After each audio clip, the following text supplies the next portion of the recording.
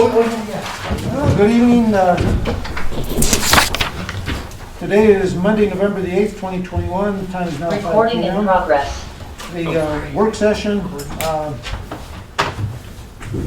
November the 8th will now come to order.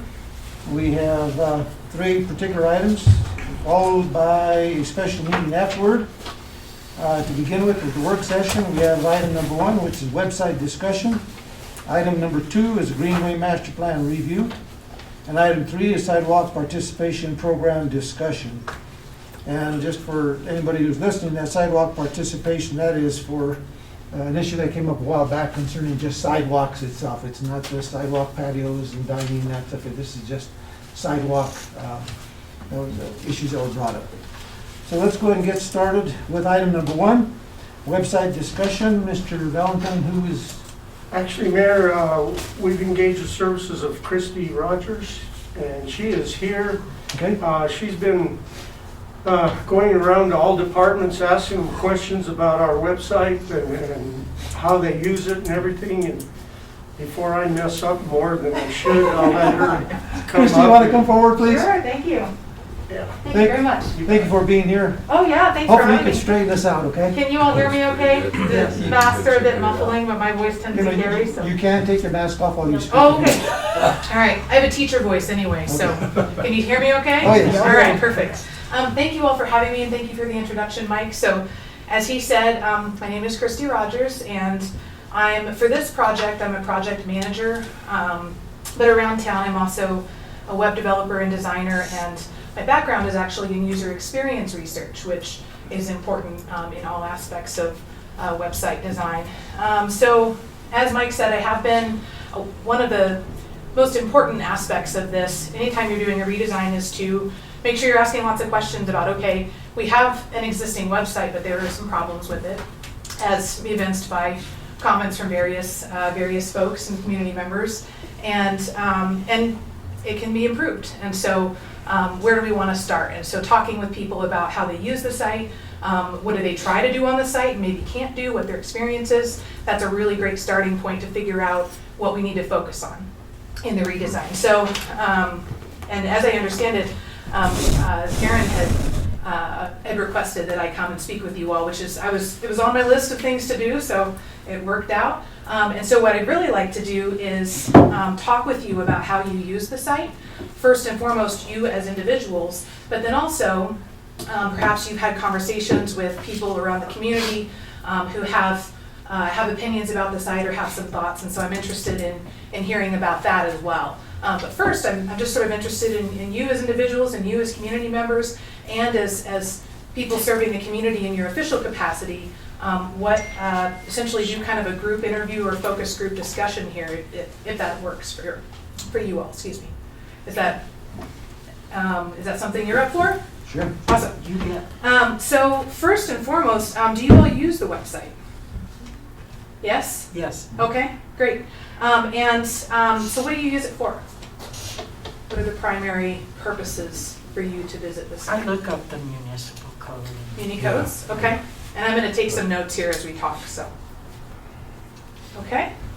And you had nodded your head as well? I look at it, I try to look at it in the shoes of people in Trinidad trying to use the site. Sure. And spent some time over the weekend doing that again, and there were a lot of things that I found that could be improved. Right. I think, so I have lots of thoughts about it, but generally that's why I use it. I also look up code citations, and a couple times I've tried to find agendas on it and contact information. Okay. And stuff. And when you endeavored to do those things, what was your experience, or how did that go? Not so good? Okay, all right. So more specifically, what happened? Well, like for instance with the municipal code, it has certain pages that you open that have a table of contents. And generally that's what you're trying to find, whatever it is in the code that you're looking for. But then you jump to the place where there are hyperlinks to the places in the code, and you don't have that table of contents readily accessible to you, so you have to keep going back to go back it doesn't. So navigation work. is not Yes. streamlined at all, okay, yeah. And I'm not sure why it couldn't all be hyperlinked so that if there's a citation in the code to something else in the code that you couldn't click on it and go there. Yeah. That would be helpful. I think there were some questions, because obviously ADA is something we have to be bearing in mind at all times. And I think there were the previous ADA vendor that we were working with had given us some information that said that we weren't able to use those hyperlinks. And so that's one question in all my interviews with city staff, ADA came up a lot. And well, we're not sure if we can do that because, we want to be sure we're being compliant. And so I made a note, and I have a laundry list of questions to speak with Site Improve, who is our current ADA vendor, about to just essentially learn what is our capacity there. And the links had been there, as I understand it, previously, and then they went away for ADA reasons. And so I'm going to confirm with our current ADA vendor whether that's feasible, because I agree, I know from a navigation perspective that would definitely enhance a person's experience and ease of use. So Another thing is that when you go to the municipal calendar, there's absolutely nothing Yep. on it. Yep. Which makes no sense at all. Like Right. if I'm trying to find out when is a meeting that's going to happen, what's the agenda for that meeting, there's nothing that's easy about finding that information. Agenda and then the accompanying packet too, right? As I Yes, understand that it. would be Yeah. helpful. I spent some time looking at other cities' websites that are comparable size, and they were far more functional. I liked how on some of them they had the packets that council get, Right. because all of that is public information Right. anyways, so people can see what the council's looking at online. Yep. Yeah, and as I understand it, the site hasn't been really updated in any kind of major way. We have a couple of city employees who updated the content that they receive, on a sort of as needed or per request basis. But in terms of the overall design and the flow and the user experience aspect, that would come from the current design vendor, which is EvoGov, and they're based out of Littleton, Colorado, up north. And so one of the things that I'm doing, just to sort of set this interview in context, is I'm gathering all this information and then going to put it together in a sort of consolidated, concise format, and then make sure that that is shared with the entity that is going to actually oversee the design of the infrastructure, basically, of the template. And so that's why all of these things that you're sharing are so important. We had in interviews with staff had already identified, definitely they get asked questions about the agenda and packets and the calendar not being populated and everything, so that's definitely on the list. Was there anything else that? Yeah, there are a million things. Yeah, okay. Well, and I will also say too, if you all want to meet, we can have this conversation, as a group, but if you want to meet with me one-on-one, that is absolutely also an option. Or put things in an email and send them my way, whatever is easiest for you. I'd be happy So to. just in the interest of time, because I know you've got a lot of other things to claim your time. One of the this things evening. that I have heard about and I've seen is, I think that besides just the city's website period at all, just the city's website, is the tourism board's website, Yep. the libraries, bring it all together, keep it simple to be able to navigate through it. I think that's what I hear and that's what I've seen. I'm not sure if the animal shelter should be included in that or not necessarily, Mr. Valentine, what do you think? It should be as a link or Yeah. something to take you there. Right. I don't know. I think where if there's we can interconnected manage that or Something, not. Yeah. anything city, Yep. Right. I think should be incorporated. To be, yep, yeah. Yeah, so and by incorporated, do you mean consolidated onto one site, or you just mean at minimum linked where people know that they exist and Whatever can see makes that it there's easy for connection? people to navigate. Okay, If you all right. put it that way, if you look at it Fair. from the eyes of a person who's not very IT or techie, Right, look at it from their eyes. definitely. Visibility and aesthetics? Yeah. Yeah, you think those need work, huh? Okay. In what way? Like what specifically? Well, just in general. Yeah, okay. Okay, so in terms of the visibility, what are some aspects that come to mind that you think should be focused on? Just about everything. Okay, For instance, there are no pictures of the city of Trinidad. Yeah. The pictures on it are all up close, kind of things, we don't have anything from Simpson's Rest showing the layout or where Fisher's Peak is, Okay. or anything like that to Okay. give you a sense of the community. They're all very, you know, Kind here's of a sidewalk. generic. Yeah. So specific to Trinidad, so sort of highlighting Trinidad's identity, Yeah. as it were, right? Okay. You know, I just received a picture a couple of days ago, looking at it from Commercial Street, and as you can see, all the way up to Fisher's Peak. Yeah. And that's a beautiful site, something Yeah. like that, and Mm-hmm. I would identify, you know, Trinidad. Yeah. Yeah. Okay. All right. What else? I don't know if this is across the board. One of the things that I do use it for frequently is to show people the marijuana expenditures. That's super helpful. Yeah.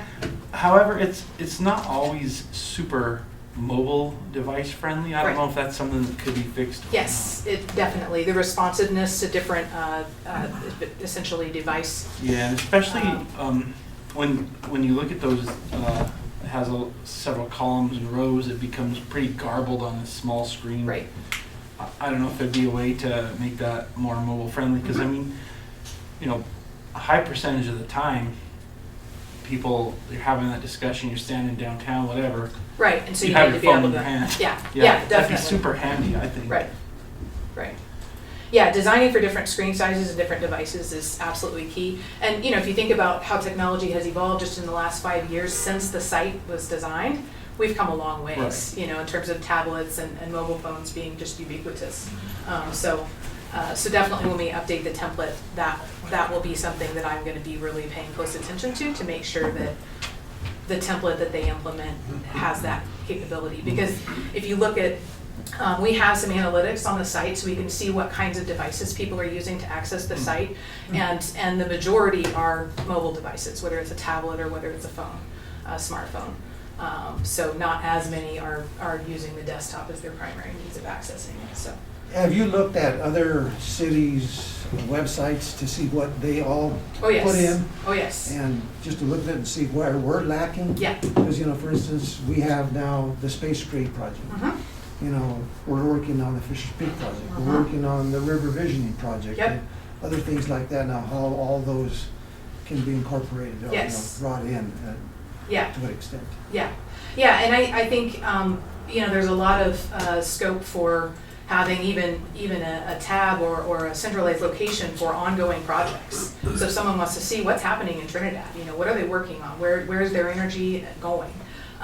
Then we could have those just boom, boom, boom, and they can learn about that, learn how to get involved, and especially with so many folks coming to town. Or if they, you know, just, once they open up the website, if they could just type in, let's say they want to look at, you know, what kind of events are going on in town. Right. Just, you know, Right. say Trinidad events, October, you know, such and such date. Right, Things like that, I think, Mhm. would be really helpful. yep.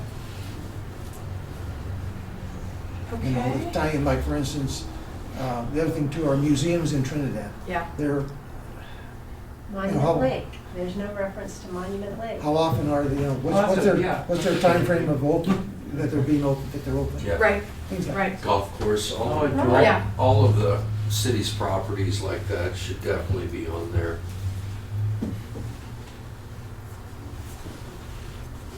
Okay. Okay, what else? What have you heard from staff that they feel is super important? So one that I had mentioned was having agendas and the accompanying packets in an easy to locate location on the site, and then also populating all the calendars that are available. If they're gonna be there, then we need to be populating them. If we're not gonna be using them, then we just need to remove them, but really, we should let people know what's going on. So that's another one. And then also something that came up a few times was an intranet. So that would be an internal sort of web-based resource for city employees perhaps. They would have a login and be able to access documents there that they needed for various aspects of their role. That's something that came up. And then ease of navigation was a really big one. And then there were some more specific points depending on department.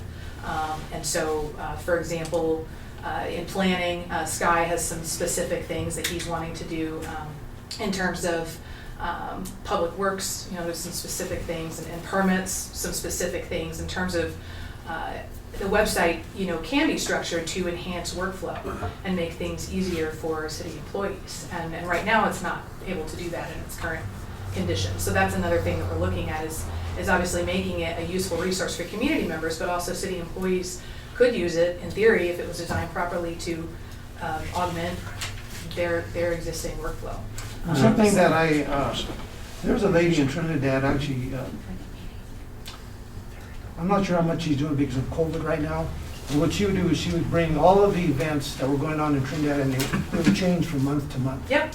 Now, how would that work? Would that be something that she could input, or would it be something that she'd have to get a hold of whoever's doing the inputting for us? And she could transfer that information, so Yeah. it would be available to everybody. Yeah, I would think whoever the person is that's responsible for updating the site on an ongoing basis, if they had there are various types of sharing interfaces where you can share data like that, and she could just drop it into a folder and then they pick it up and implement it. I would think that could be fairly simple. Yes. it's called Yeah, that's what I was Voice thinking was Voice of Trinidad. Yeah. to- Is that who you're referring to? Oh yeah. All of it. She comes to the network council meetings and she just goes down the whole list. So yeah. Mayor, Yes. I believe the cinematographer would like to be recognized. Oh. Sorry. Part of our plan in 2018 too was to put links to the meetings when you have the agenda, so that if they don't know about my YouTube site, they just go to the city site and Well, that's a good idea. Yeah. and put the link there so Yep. that they can Okay. go straight to. And it's just it's a simple link Yeah. that'll take them to my stuff. Right. So. Yep. Yeah, and just so you know, kind of where I go from here, and for the sake of time, who's in charge here? Are you in charge?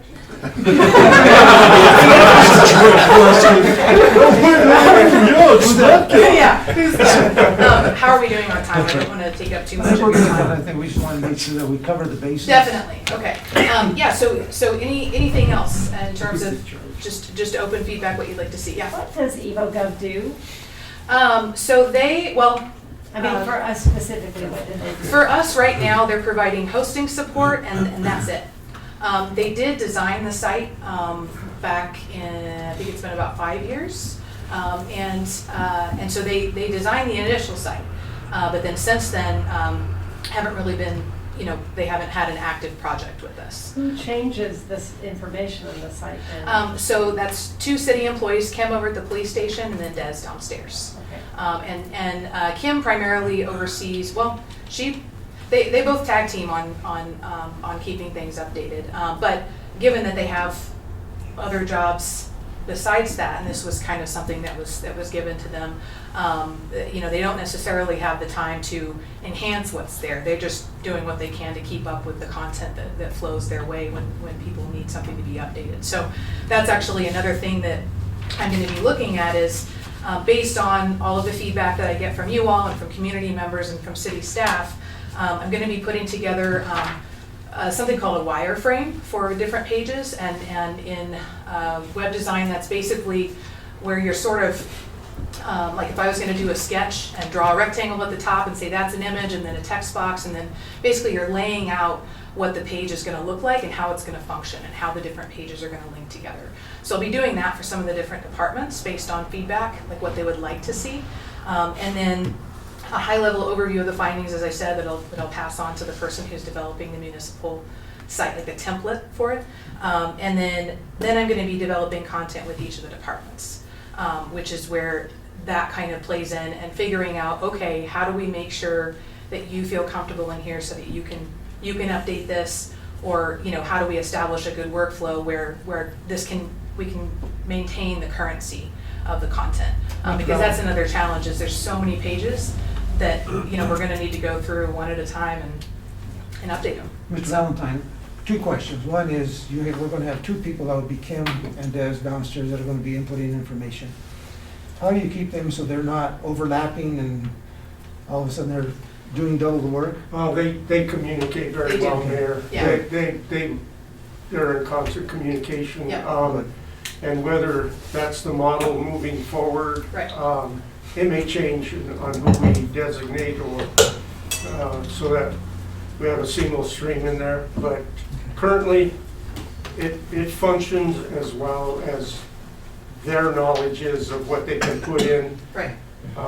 I just want, But there's so much more. I just don't want them to be overtaxed with all the other duties that they have to, when they Right. start putting this, you know, saying, well, I'll Yeah. do this tomorrow or the next day. I want to make sure that it's done on a regular basis as product comes in for them to input. And Yeah. so I think that I just don't want to see them overtaxed in their work. Yep.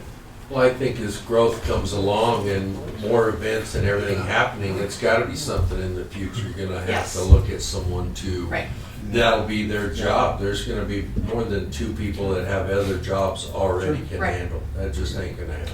Yeah, and that's something that we had kind of talked about at the very outset was, you know, looking at how this could and should evolve, you know, as the site grows, as Trinidad grows in all of its activities and in the activity that needs to happen on the So site. just for now, like I said, I just want Yeah. to be assured that, you know, we're not going to Right, run into a situation like the situation I was talking about. right, definitely.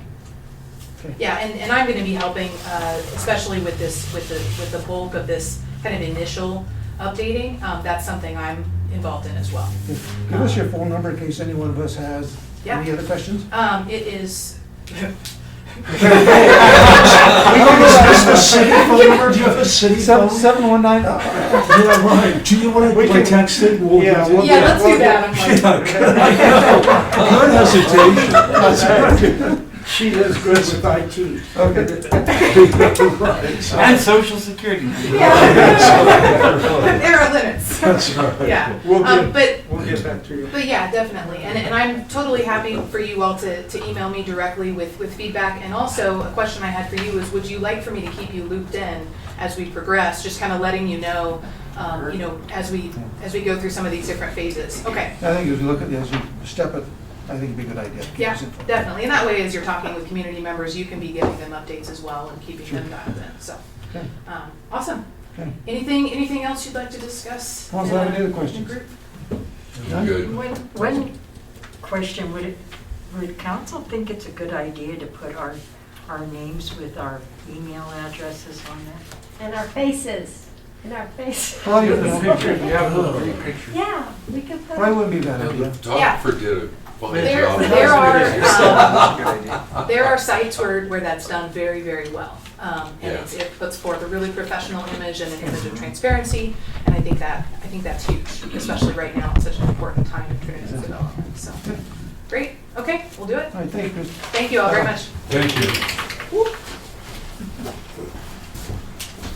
Okay, on to item 2, Greenway Master Plan Review.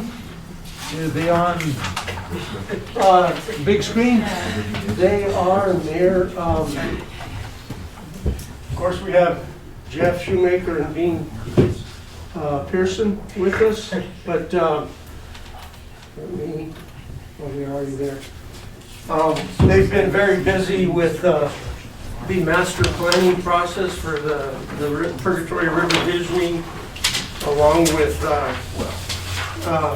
GOLA applications for grants all along. We are going to have, we've had an open house, we're going to have a kind of a unveiling of this master plan on Thursday at the Mitchell Museum, and I wanted them to bring it forward to council prior to that meeting.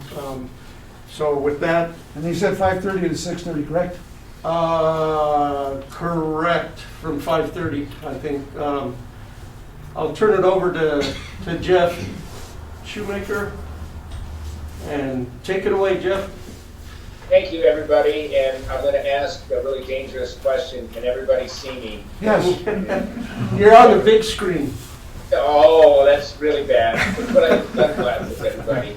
It's great to be here. I know your agenda is full, and between myself and Dean Pearson with Argatera and Ryan Aids, our deputy director who's sitting in on the call, we're so honored to be here. I think the last time, members of council, we did this, it's when we sat before you remotely and asked you to consider our proposal to put forward a vision, a next vision, an expanded vision for the purgatory, and we are so grateful all these weeks, months later to have been allowed that opportunity.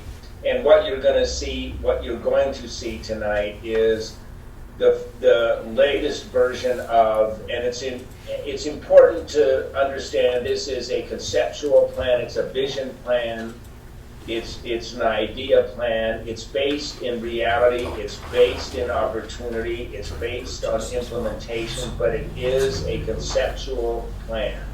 And it's important to understand that. And what I mean by that, everybody, is it is ever changeable, ever evolutionary, ever malleable, based on where we go from here. Let me, and then I'm going to turn this over to the brains of the joint, Mr. Dean Pearson. But I want to say to you all what I hopefully said to you months ago.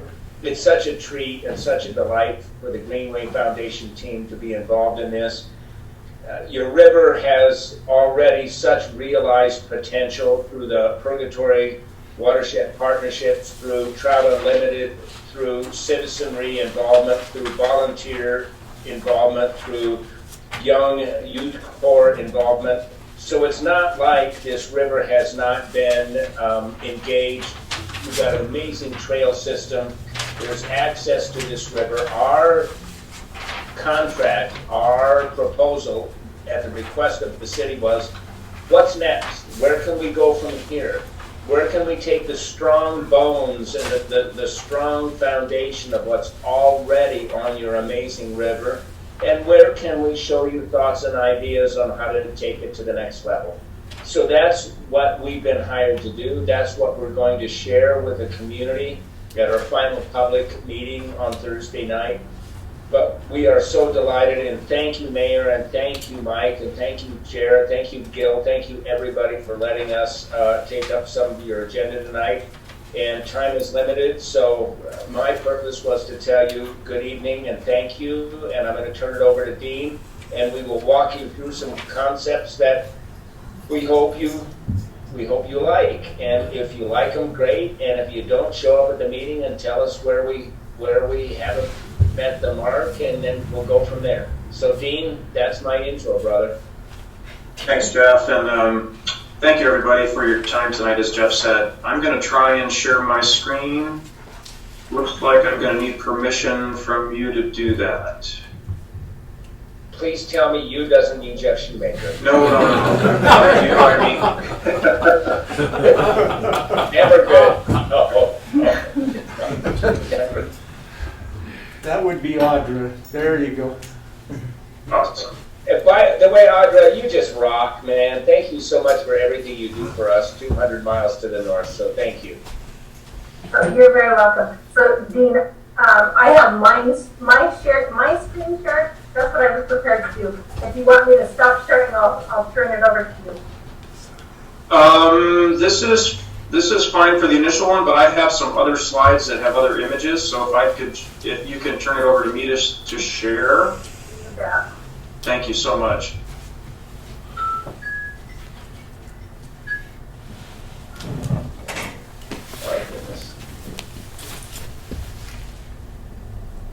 Oh, it looks like you. Thank you so much. Over? Yes. Okay.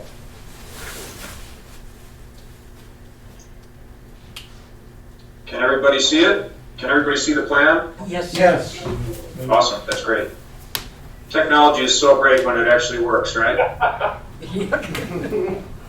All right. So here is our concept plan, and I want to start with an overview. Again, essentially, our limits are from I-25 down to Linden. I'm going to start with some kind of bigger picture connections. We're showing a connection from Commercial Street over to Trinidad State College on Pine Street under I-25. We're showing another connection on University Street down here. That's just to both connect the river corridor to the college and students from the college to the river corridor to encourage them to come down to the river, to come downtown. The other connection we're showing basically goes from Cimino Park over to Santa Fe Trail, and that is the connection to Fisher's Peak State Park. And it's my understanding the city's looking at some other potential connections, but in talking with the folks over at THK, it sounds like that's the one that's been fully endorsed and supported by state parks. So that's the one that we're going to show on this plan for now. In terms of our section of the corridor, we've broken it out into 3 distinct zones. The blue zone you see here is called the Civic Zone. And that basically goes from Nevada down to Commercial Street. Then we're showing an active recreation zone, basically from Commercial down to the east end of Los Niños Soccer Complex, and then passive recreation / riparian zone from that point down to Nevada. The other thing we're showing is the Cimino group's working on this wellness center, and they've been talking about doing a wellness walk. So we've got a little dash line showing where that would go, and essentially that would go and connect into the trail. And big picture, what we're doing with the trail is essentially keeping the same alignment, but we're going underneath all the roads. So you don't have to come up to the road and fight with traffic and try to cross at a couple of these places where we've heard from the public that it can be sort of dangerous. So we're realigning the trail in a couple spots to go underneath the road, and then we're showing a loop trail on the north side that basically goes all the way over to Cedar Street. So that's something we heard pretty loud and clear at both public meetings, is people would really love to have a loop trail. So with that being said, I'm going to go to the next one. I'm going to zoom in on each of these areas so you can see them a little better as I kind of talk about the details. So, sorry, someone was trying to get in. I just admitted that. I hope that's okay. We'll find out. Depends on who it is, Pearson. I know. So we'll start with Cimino Park. Right now, there's a road that goes right through here, and Cimino Park is, this area right here. We're really thinking big in this park, and we're showing an access drive and some parking, about 90 spaces, and then we're expanding Cimino Park to be quite a bit larger, and that involves private property owners, the Cimino group, as well as the Catholic Church. So Jeff said he knows the Pope, so I think we're in good shape there. But that has to be vetted mainly with the church, because we met with the Cimino group and showed them this, and they're in full support of this. They were very excited about the potential for this park. So to walk you through what we're proposing, a stage shelter building here, a great lawn. That lawn is fairly large and can hold approximately, I'd say, between 4,000 and 6,000 people, depending if they're standing or sitting. So that really opens the door for the city of Trinidad to have outdoor festivals, whether that's art festivals, music festivals, outdoor recreation festivals, all kinds of things. We're showing a new recirculating splash pad here, another shade structure, a couple of playgrounds, one for 2 to 5 year olds, one for 5 to 12 year olds, keeping the existing memorial and the streetscape along the road here, with keeping the buildings at the corner and the courts. We're showing some access down to the river that would look something like this photo. We heard that loud and clear at the meetings, is that people like this sort of rustic stone look and nothing too urban. And then because we've got a couple of fast food restaurants here, we're also showing an artistic sort of screen wall. We don't know exactly what that will look like, but some way to sort of screen the foreground of the fast food restaurants from the park. And Dean, with my apology, I'm going to jump in real quick. I want to remind everybody, and I know Dean, Brian, Mike, Jared, the mayor, this is a conceptual plan, so please know that both what this is and what it's not is a conceptual plan. It's a vision, it's ideas, it's not anything that is beyond visioning and hoping and dreaming. That's number one. And dream big or go home, and that's what we were brought in to do. Number two, to Dean's point,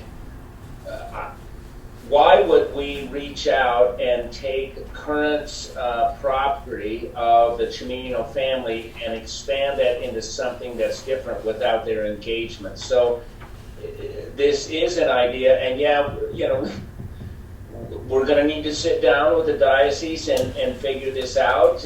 But again, you know, you set your bar high, and then you adjust it if you need to. But our council members, city members, whoever's listening, who's ever watching this, and we confirm this to the compliment and to the credit of city leaders.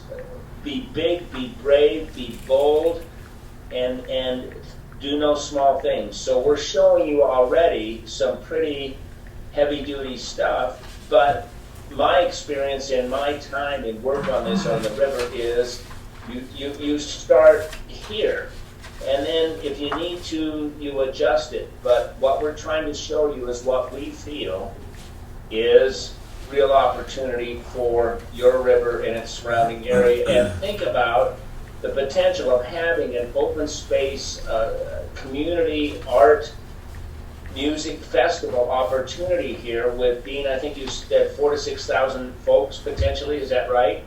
That's right, yeah. Yeah, so all of a sudden, tell you right, smell you right, and I don't tell you right, so I'm sorry for those of you who don't tell you right, but think about what this could be for Trinidad in terms of an opportunity every year to bring art, music, and community together, but the space needs to be bigger. So Dean, I'll stop interrupting there. Thanks, Jeff. Well said. The other thing I was going to talk about is the Waterworks building, which will be converted to the Office of Outdoor Recreation. As you know, that building sits kind of below the street, and there's a wall there. So we're looking at trying to give that a street presence. Build a little brick plaza, take that railing out, have some steps down and a ramp on the backside to provide access to that building, and then a little plaza on the backside of that building that is cantilevered at the wall looking over the trail and the river below. The other thing is this is a city-owned parcel, I believe, and we're taking this opportunity to create some xeric gardens, some crusher finds, smaller paths, and some benches, some sort of quiet seating areas. We heard that at both public meetings also, is people like the idea of activating the river and making it much more active, but also having some passive sort of quiet spaces as well. Hey, Dean, this is Phil. Yes. I do have a question. Right Sure. to the other side, where what they call the hanging tree area. Yes. That area there, at this point in time, is no man's land. And Okay. I know we've talked about, I guess, quiet titling that possibly. I'm not sure where that sits, Mr. Valentine, if we continue to look into that anymore. We have, and Jared, our outdoor rec coordinator, is actually engaging or doing an RFP for an attorney services specialized in land title and land use type transactions. So we're looking at that and for all ownership on this corridor, this stretch, because there's a lot of unknown ownership over the years. So. Yeah, that's great. Thanks, Mike. So just the other thing I wanted to mention on this portion of the corridor, we're showing some steps from Commercial Street down to the west to the trail, and then a ramp down on the east side, and then taking out a few parking stalls on the bridge and widening that walk and making that more of an inviting pedestrian space, and trying to create some shade structures so that instead of just walking across the bridge, we invite people to sit and look out over the river. So these are some sort of character images of what that stage amphitheater might look like, what the splash pad might look like, and again, what the river access might look like. Oops. And then now I'm going to talk about the active recreation zone. And,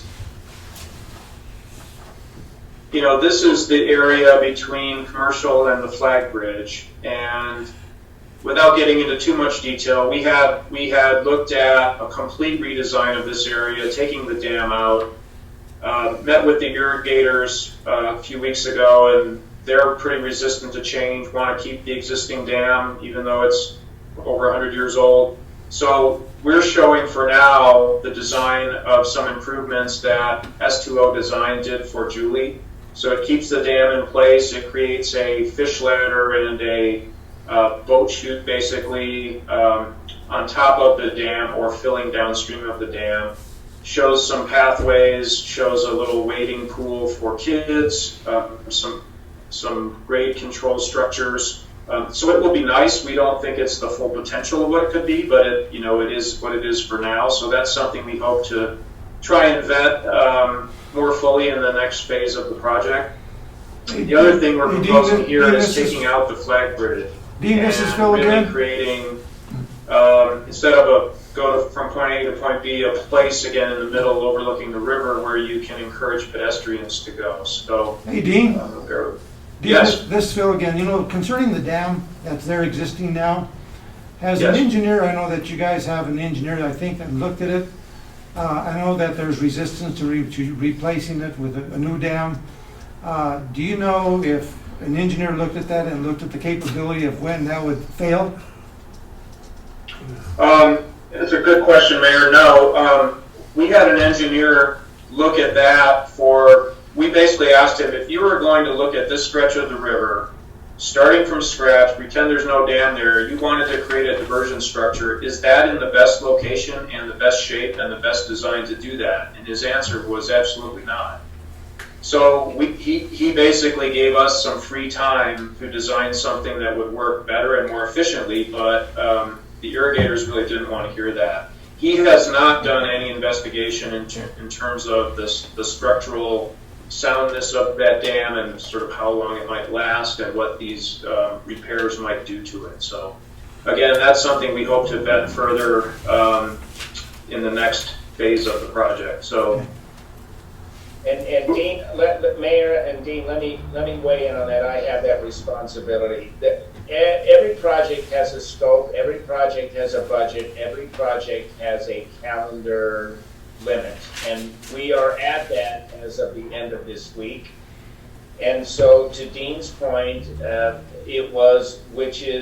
totally get it. It's the irrigators' dam, it's the irrigators' drop structure, it's their water rights. There were concerns about all three of those being negatively impacted by our original concept.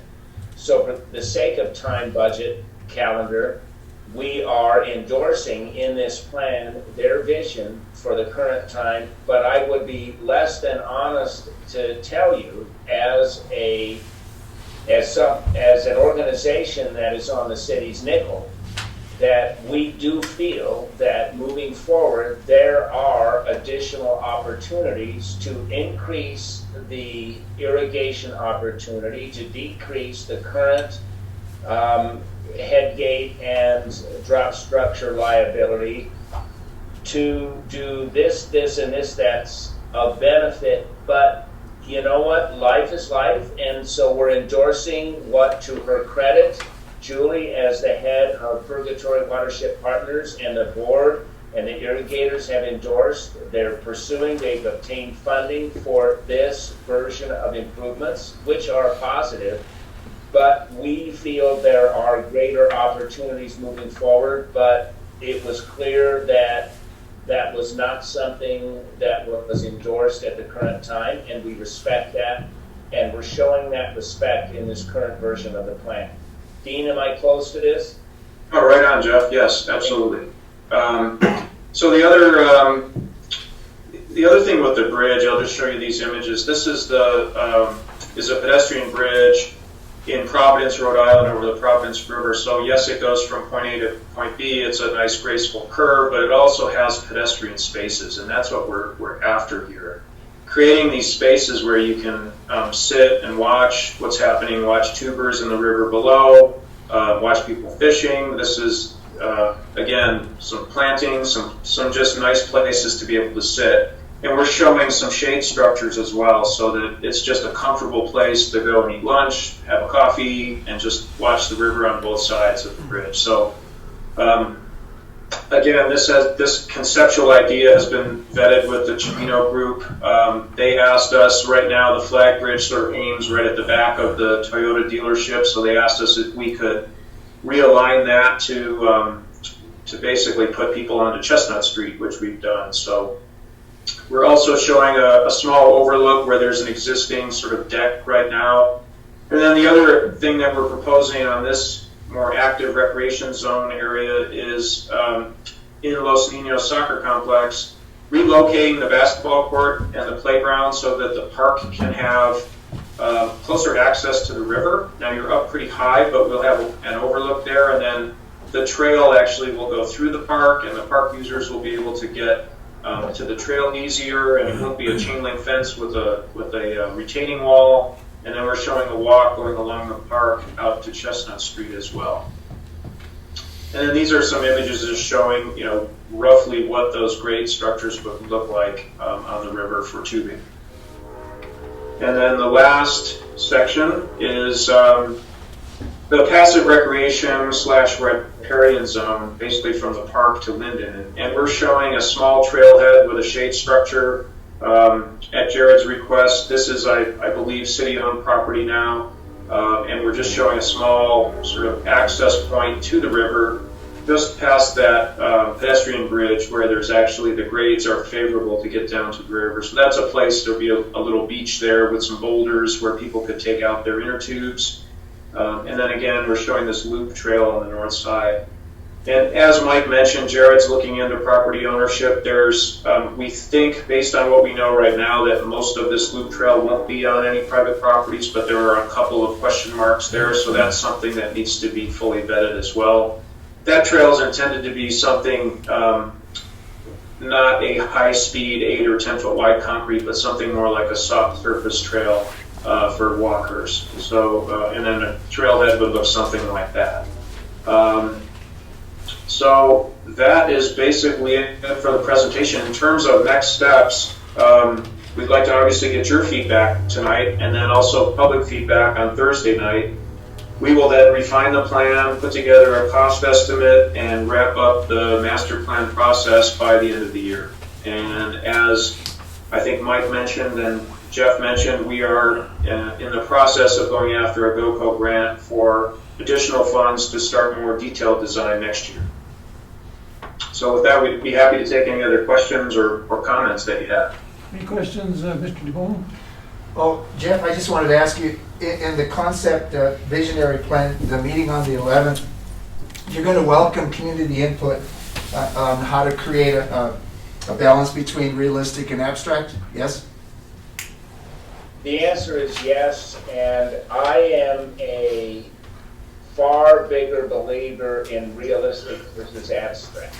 And you start with that, you start with realistic, and then you can build on abstract. But with that, I don't want anybody that chooses this evening or on Thursday night, there's no idea that's too big, too bold. There's no complaint that's not valid. Our goal on Thursday night is to yet again, for the third time, to listen to how our team can maximize the potential for implementation. A vision plan is only as powerful as its ability to be implemented, and that's what we're trying to put the initial bones around. And so whether it's tonight, again, whether it's Thursday, bring us ideas and then we vet them. We're going to have an open house with art boards to where people can walk around and engage. This is not a preach from a podium meeting. This is get into the room discussion meeting. And we want to, for a final time right now, listen and learn. And then, as Dean said, take those lessons and those advisements and tweak and improve the plan. And then we will present it to the city. And as Dean said again, we are already heavily engaged in pursuing funding from GoCo, whether it's the river, whether it's Fisher's Peak, whether it's other opportunities within the community to bring in serious dollars to further a great city's greatness. And that's a broad statement, but we're already on to phase 2 of this goal to take concept and turn it into reality. Did I do okay with that? Karen? Yes, sir. All right. Hi Jeff, this is Karen Grego. I just have a question on Commercial Street on the ramps, the accessible ramps coming from Commercial Street down. Is that private property, that lot that was an old theater? It is. It is? It is owned by Comcast Okay. / Is there, Infinity. is there any possibility for that area to have picnic tables or an observation area for people? Or is there, am I jumping the gun by asking if there are any areas that will be designed for families for outdoor dining? I think it's a great comment and question, and right now we are just showing a ramp there, and that ramp is on city property. The parcel that's next to that ramp, which I think Mike said is Comcast, Right. We did not show any improvements on that private property. If that were available, that would be an awesome place to do that. I think we could look at showing that somewhere. There are some places, there's a small shelter, there's some picnic tables here. There are some places along here where we could look at adding more of that. Our intent right now is to have spaces like that along Commercial Street and along the bridge. And Dean, other than, tell me when I'm wrong again, other than showing reuse of private property, meaning the Ciminos and the Pope, and we all kind of laugh here, okay, that I think everything else we're showing is as best as we can know public right-of-way, and that's the caveat, as best as we can know presumption public property, is that correct? It's either public property or it's unknown but thought to be public property. And so, members of council, to their credit, we are working with your team to further the knowledge of private or public and reduce the percentage of unknown, because in this, it's critical to know that, so that we don't put a plan out on somebody's property that the city doesn't own, and the property owner goes, knock, knock, knock, well, isn't that special? And I get that. So there are opportunities to build on this basic concept based on engagement and partnership with private property owners. I'll finish with this. My experience is every time you engage private and public property opportunities, it's a benefit for everybody. And the private property's benefit, in my experience, is it increases the value and the desirability of their property. But we've tried to be, in this conceptual plan, very conservative on matters of this nature. Okay, that's the only, what about, is the only public restroom going to be the ones that are in Cimino Park now? Yes, that's all we're proposing right now. Okay. Los Niños also has restrooms, I believe. Oh, okay. I wasn't aware of that. Yeah, they have some. Okay. No, I have. I mean, you know, everybody that I talk to is really excited about this project. And I really want to thank you, Jeff, especially for your comic relief. You're so politically correct, you should be a politician. I was. Oh, okay. That explains a lot, but I really appreciate this. I'm so excited. I just hope I live long enough to see this come to fruition. Well, I'm the 66-and-a-half-year-old. I'm going to live long enough to see this sucker become a reality. So, you know, let's just, you know, live on and stay strong and move this forward. I'm there. I'm there. Thank you. Frank? Yeah, you show a lot of greenery, trees, vegetation along that riverbed. Are you planning on taking out what's there and putting in new, or how are we going to do that? Because right now it's pretty messed up as far as trees and stuff go, and they're not the right kind of trees for the river. Yeah. Yeah, that's a great question and comment. We'll at some point add some notes on the plan or have text that describes that, but essentially what we want to do is go in and take out all the non-native species and just thin things out. And it's not our goal to plant a lot of new trees along the river corridor. I think we would focus that on the park areas and maybe along the trail.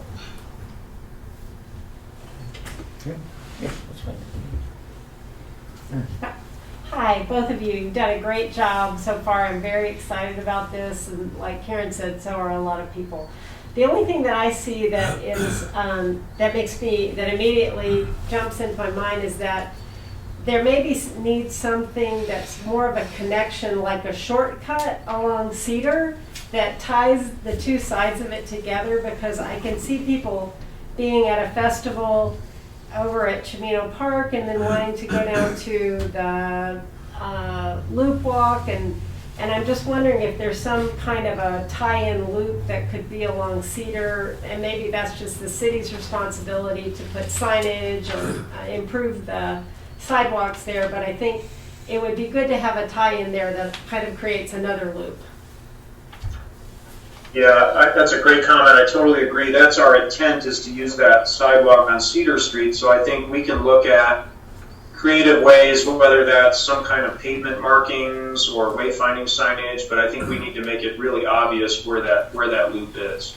Okay, that's all I have right now. Rusty. I got nothing. Aaron. I have nothing to add, but I'm so excited to see this come to fruition. I appreciate all the effort that has gone into it. I'm not sure which, maybe Jeff, maybe this is a question for you. You have the blue zone, green zone, and yellow zone. If we were to start tomorrow, which area would we start with first? Well,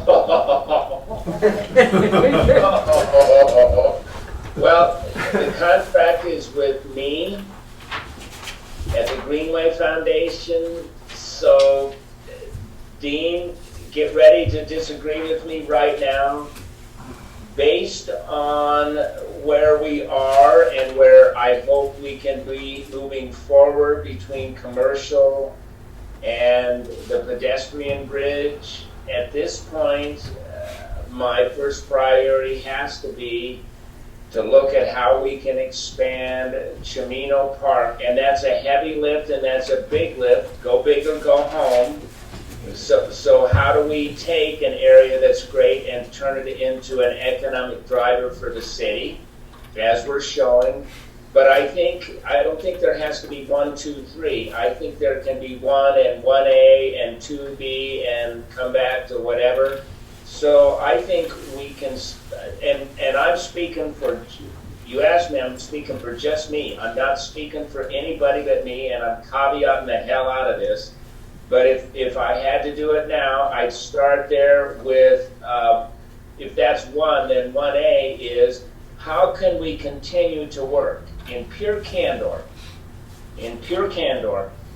with the irrigators, with Purgatory Watershed Partners, to look at respecting private property and irrigation needs and water rights and historic ownership, and how can we show that there is a way to guarantee better water delivery, secured water delivery that allows for more recreational and environmental and community involvement between commercial and the envisioned pedestrian bridge.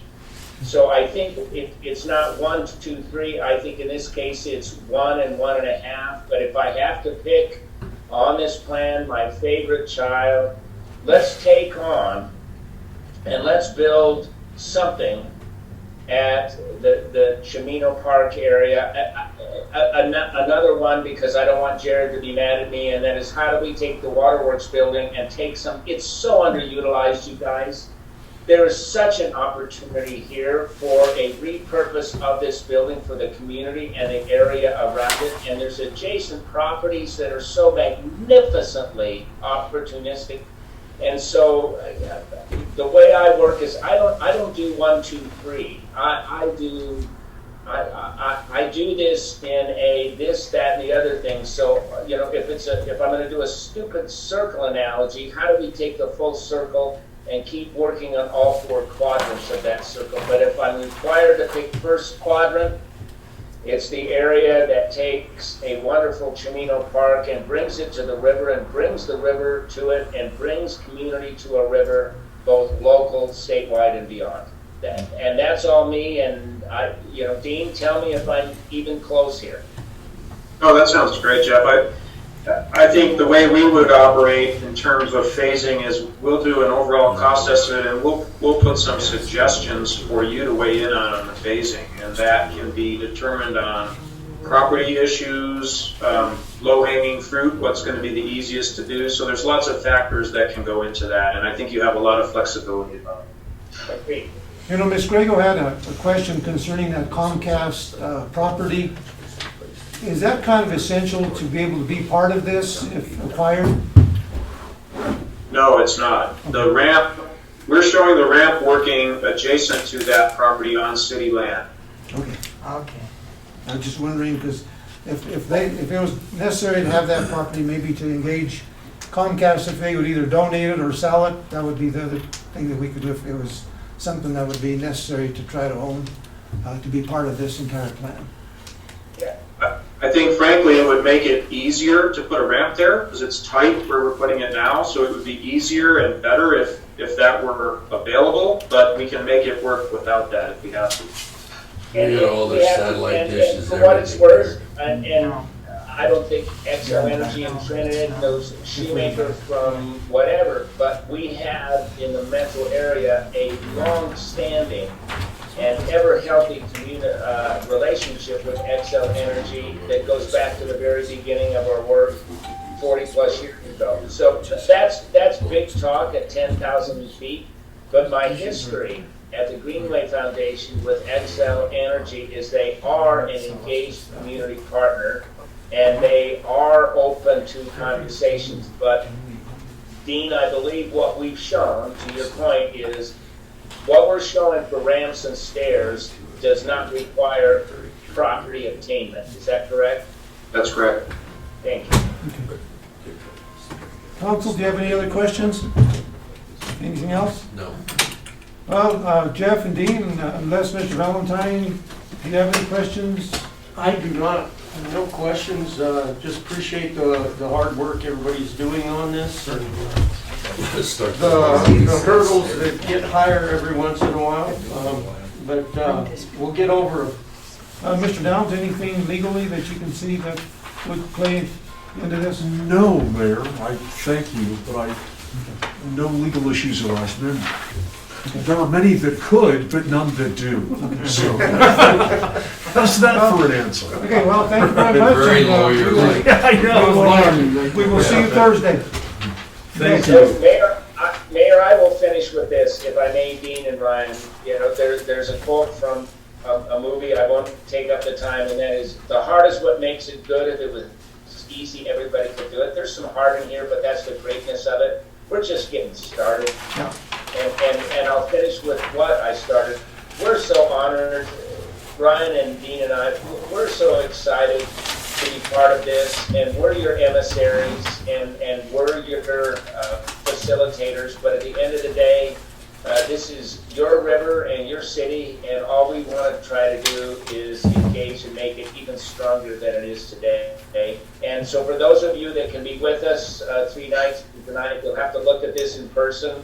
So, you know, take your medicine, and then we're going to go and finalize this thing, and then we're going to move it to the next level. And so, Dean, anything else? Are we good on our end, buddy?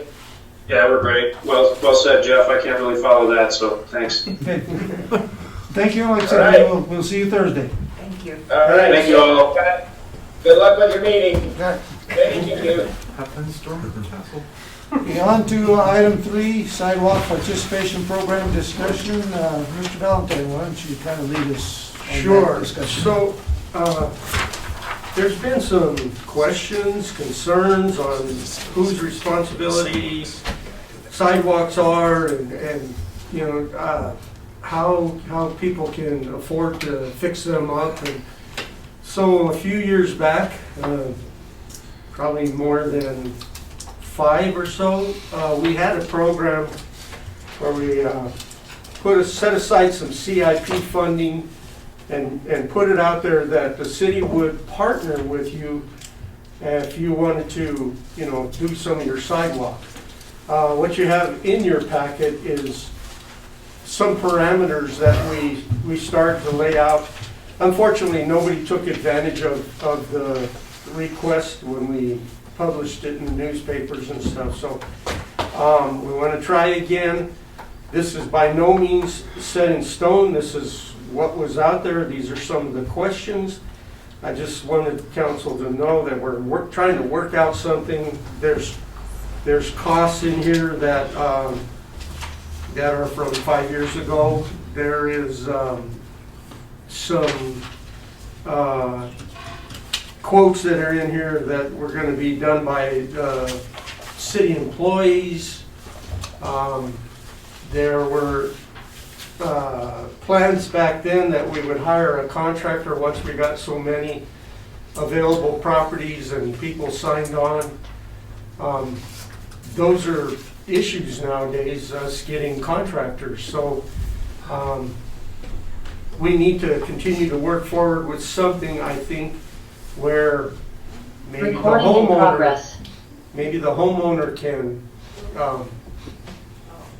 hire the contractor. We just got to work through our procurement on how we're using public funds now, on how that works. So where that contractor is licensed, insured, does the proper work,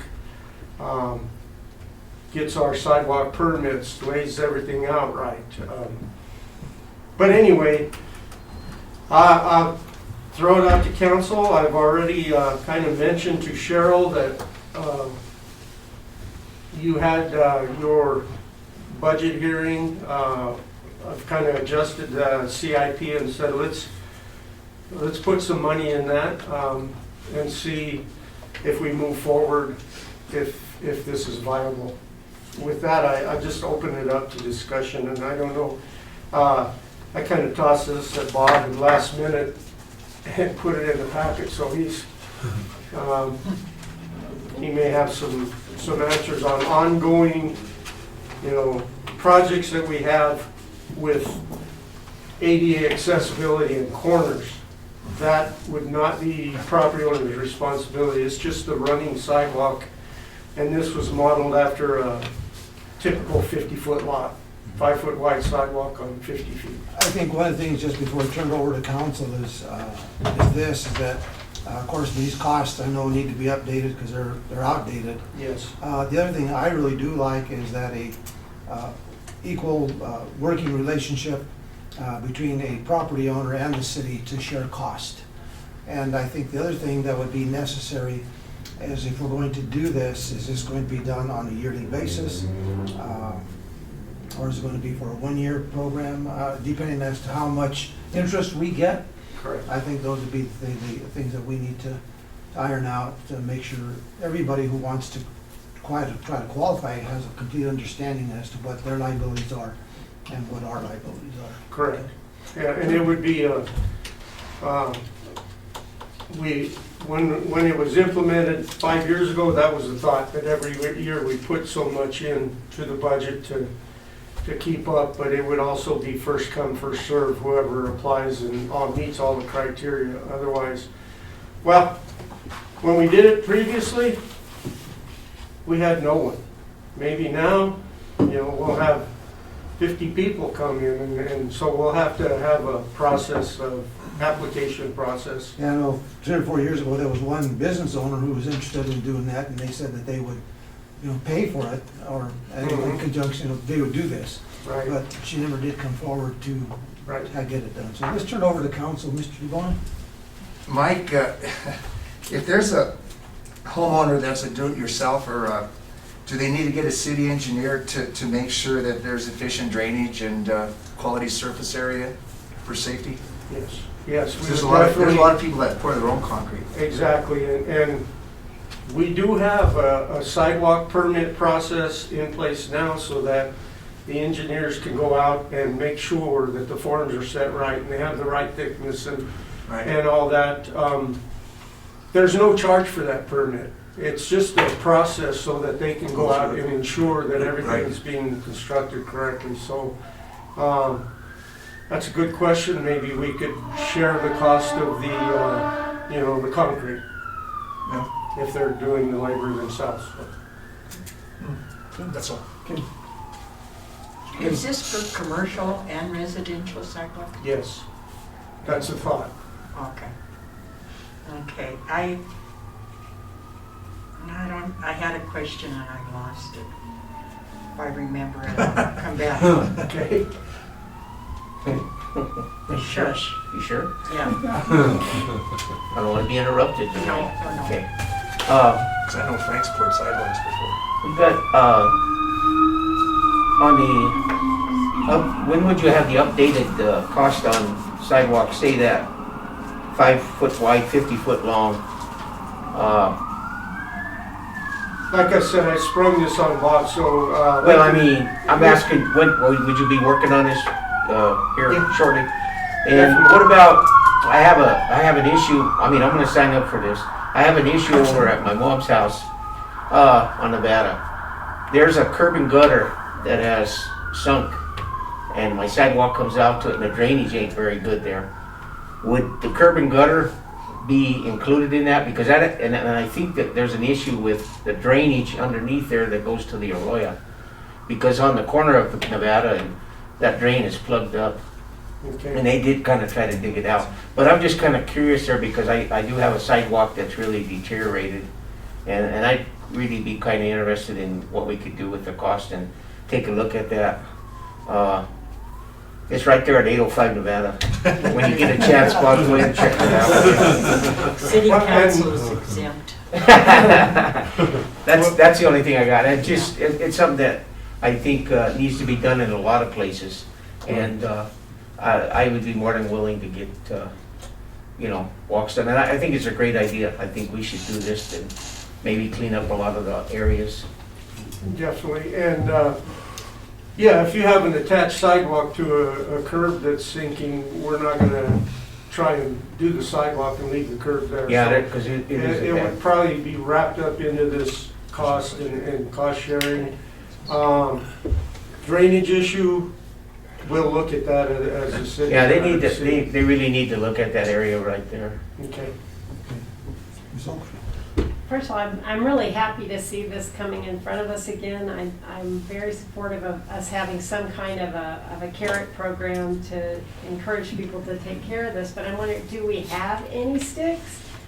And do we have any coercive kind of, any part of our ordinance that says that you must do this? We do. It's never been applied. The city, actually by ordinance, can go out and repair it and then charge it back to the owners. I've been here too long and we've never done that. So about 40 years and we've, to my knowledge, never enforced it on the homeowner. Is it possible that we could choose certain areas of town that are particularly bad and take that approach and say, we're going to do this and you can either join in and do it now with us, or you can have to pay the whole thing?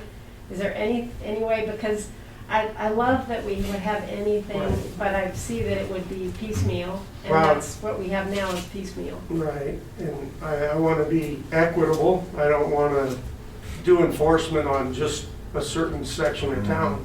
If we're going to do it, we're going to do it on everybody. So I'll think about that a little bit to see how we, I can see where you're, Okay. we've got a full block of sidewalk that's in disrepair and we have two homeowners or two property owners, one on either end that does it, and then there's still, so. Yeah. But I appreciate that input. Go ahead. I'm sorry, I don't mean to interrupt, Mike. It concerns me, like, from an equal protection standpoint, and also people saying, well, you're selecting me because I'm poor. That argument, but also we have tried to do enforcement for condemned, dilapidated properties, and they either, I mean, this is going to be a really brilliant thing to say, but they either get in compliance or they don't. And if they don't, it's really hard to pursue or prosecute a matter to get them to be in compliance. It generally doesn't work for people who either don't want to or really financially are incapable of doing so. The map that, was this map also prepared 5 years ago when this? That is correct. This map was part of the packet that I pulled. 5 years ago, there was some interns that were hired. They were high school kids that just went out and said, yeah, this sidewalk's bad, this sidewalk's good. I would rely more heavily on our engineering department, who's swamped right now, to verify this going forward, but yeah. Before we move on, Ms. Grego, I think finally found her question. That last statement was a good segue into what I was going to ask you, because do we have staff, adequate staff internally in City Hall and staff in the field to be able to operate this program? I'm going to say every staff member is doing their portion. The comment came up on the whole website issue is we put more and more on staff.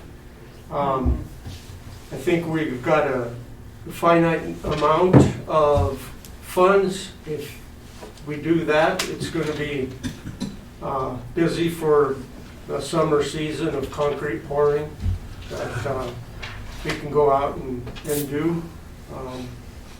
But it's gonna stress the. Yeah, that's what I'm afraid of. Yeah. Can we do a test, like a experimental on this to see how it works, to see if we even get people that are involved to the point that it's viable? Right.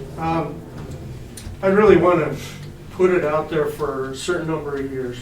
Okay. Not a test, because my fear is those that can't afford it will take advantage and do half and get their sidewalks done. Those that will have to kind of work it, that means of getting this to work and to move forward may take a year or two to come up with the funds or something. So we actually, the intent was to make this a program going forward 5 years ago, and nobody signed up. So I've got an idea possibly that might help when it comes to my time around, but for now. I wasn't done. You're not done? No, Okay, I'm over. keep going. Is it possible that people could do it over time? You know, like $25 a month or $20 a month for some period of time? That's where I was going. Yeah, that's Right. where I was going, because if you're saying if they don't do it by code, we go in and do it, then they're billed. If they don't have the money, it's added to their utilities anyway, correct? How do you collect it? we could, now we've added more work on finance, but. Well, no, but I'm saying, you said the way the ordinance is wrote, I don't mean to jump in here. Right. The way the ordinance is wrote, if they don't do it and we have to go and do it, we give them a bill and they ain't got no money to pay, how's it collected? Through utilities? Anyway? That would have to be worked out. Like I Right. said, we've never done it, so. Right. I thought we liened the property. Pardon me? On ADO, don't we lien? We do lien properties. If they can't pay it, we'll lien the property and then. Let's hear from Erin, she's got some additional questions. Yeah. That was the only one. That was the only one? Okay, all right. And that was my only concern, is get going forward. You know, I mean, we're utilizing, as far as the stress on staff with all our ADA accessibility, we have contractors out there that may be an avenue we have to look at. Since we're doing this through capital, it'd be capital improvement projects. Right. So we have the money in capital improvement. We just need to be careful not to take away from our ADA exactly. staying on track with that and not going off track to get sidewalks in place. That's my only concern that we need to really watch. Yep. All right. I had a question that is somewhat related. When we're doing the corner accesses, I've noticed some sidewalks are repaired into the running sidewalk a lot further than others. What determines that? So when we had the DOJ settlement, actually, I can't think of the firm that came out and they walked every sidewalk and they looked at every element of every sidewalk, every corner, and it was determined by that survey that was turned into the DOJ how far back and which elements had to be repaired. So, yeah, there is some where sidewalks went for half a block, and it's like, Yeah. yeah, Oh, I was curious. yeah. I think it's a really good program to have. Is there I think this is somewhat the same question Frank asked. Is there a forecast as to when the program would be ready? Anticipating next year's budget, if approved, we would start something and have a good policy in place. And just so you know, we've even considered, and I've got spreadsheets and everything from Public Works and Engineering, what if we just hired our own concrete crew? You've just been through the budget, you know that it's tight. That means 3 to 4 more employees with equipment and all the benefits to go have our own concrete crew.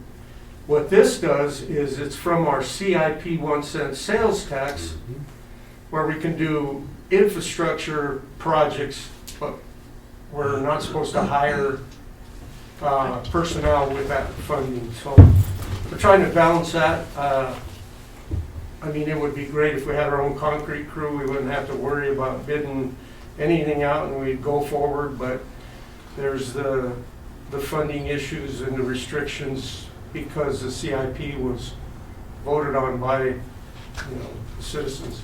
I think a lot of times, I mean, the best indicator of future activities is past activities. I think we're probably pretty likely to see, I would think, that pretty close to the same level of interest.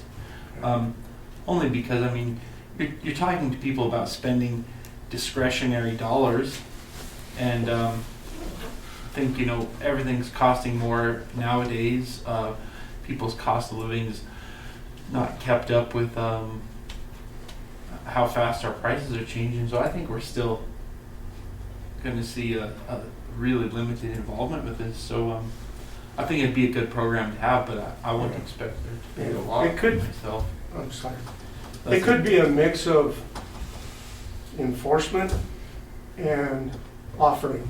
Okay, you know, you need to fix your sidewalk, here's the program. I don't know, I'm just saying that out loud right here. Yeah, but what about partial enforcement, though, you said? What's that? What about being just partial enforcement? That will lead us to some amount of trouble. No, we'd have to do the entire, the city, and, yeah. Can I ask a follow-up question? Sure. I've spoken with our planner before about other cities and the way that they handle this. Has Sky offered any ideas that we might consider otherwise on how to deal with the situation?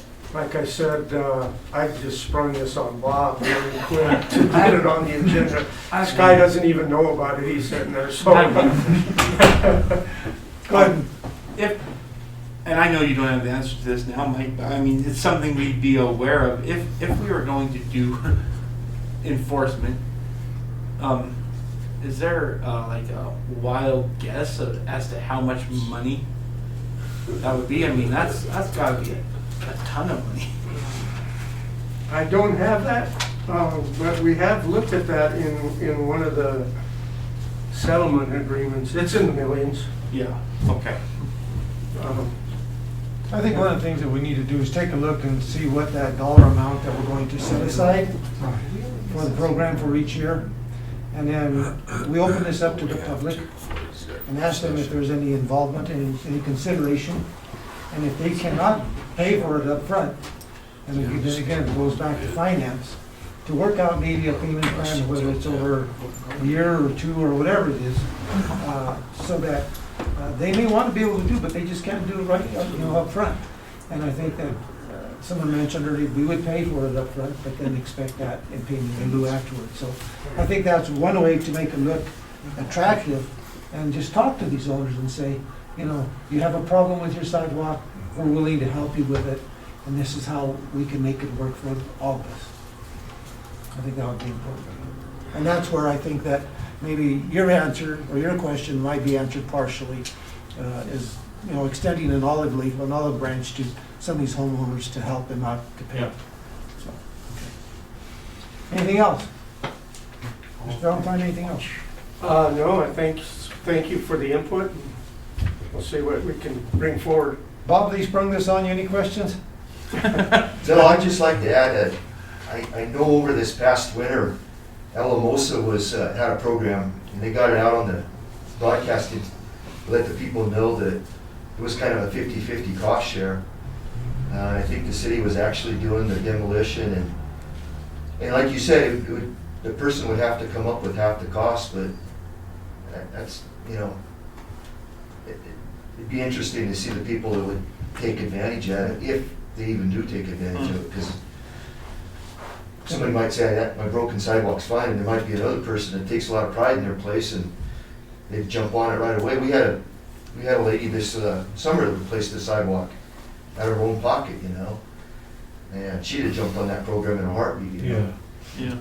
I have another person up at that end of town who said they'd be willing to do that, but they just want to get an okay going forward. There was, like, I think you said, your intersection there, I guess there was another intersection right above, Right. is in the same predicament. Yeah. And I'll get the name and the phone number of the person that I talked to here recently and get it to you, Mike, and you can pass it on to Bob.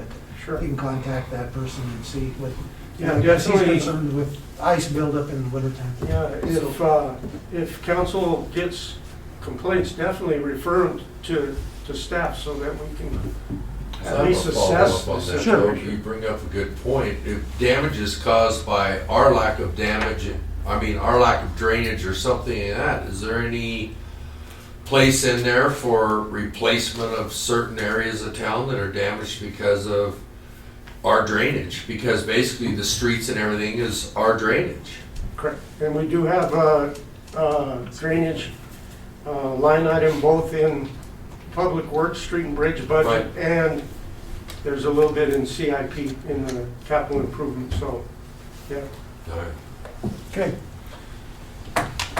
Well, we on to item 4 on that, usually that's just a recommendation from council. Any other future items that you guys would like to discuss in work sessions, anything, Mr. Dubon? Not as of right now, sir. Okay, Karen. I have a couple. I talked to Mr. Valentine when we had our one-on-one. The law going into effect 2023 through the state to ban plastic bags. I'm thinking we as a community need to start working on that right away. I went to the landfill personally. I didn't go to inspect, but if you go out there, those plastic bags are a nuisance. They're eyesore. You look at the landfill and everything, you don't see trash, you don't see anything, but you see those plastic bags just all over the place. And I think it would behoove us to start talking about a plan on that. And they're already enacted something in Denver. There's a 10-cent surcharge. Yeah, there is. Yeah, and that would really augment our landfill budget as well, because that 10 cents, we could either use it to start a real viable recycling program or something similar to that. So would you be okay to maybe start a discussion maybe the first of the year? Yep. I think it's something we need to do. Okay. Second thing, on our last work session, we had Miss Saidi and Miss Schultz come and wanted help for the Historic Main Street Board. And I was thinking, I was looking at the communities that they mentioned that night, that we're the only one that doesn't have a director for the Historic Main Street group. But I'm looking at those communities, some of them are smaller, some of them are equal to Trinidad, but their boards and commissions lineup is nothing to what we have. So I'm thinking we need to look, maybe we're double dipping, maybe we're having one commission or one board do something that another board should do, but I really don't know, you know. I would like to hear from the chair of each board and commission and find out what they're doing, what issues they have, do they feel they're effective, just like an overview of all the boards and commissions.